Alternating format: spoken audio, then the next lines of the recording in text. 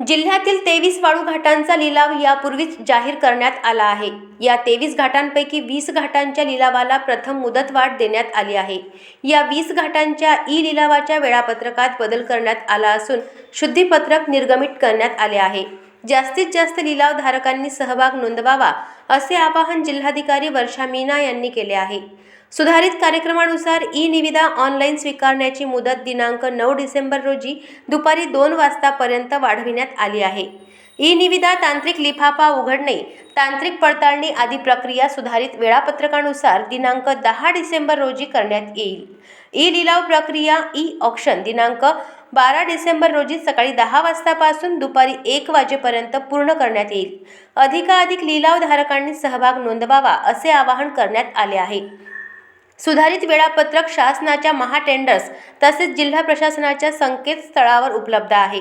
मूर्तिजापूर तालुक्यातील लाखपुरी 2, वीरवाडा दापुरा 2, कोळसरा 1, खापरवाडा 1, खापरवाडा 2, खैरी, दुर्गवाडा, लोणसना, सांगवामेळ, सांगवी, बपोरी, पिंगळा, दापुरा या घाटांचा समावेश आहे। बाळापूर तालुक्यातील काजीखेड 2, हिंगणा शिकारी, मोखा, स्वरूपखेड, जानोरी मेळ, त्याचप्रमाणे तेल्हारा तालुक्यातील तळेगाव, पातुर्डा, वांगरगाव व बाभुळगाव या घाटांचा समावेश आहे। अशाच महत्त्वपूर्ण बातम्यांच्या अपडेटसाठी अजिंक्य भारत न्यूजच्या पेजला फॉलो करा आणि सबस्क्राइब करा। Thank you for watching.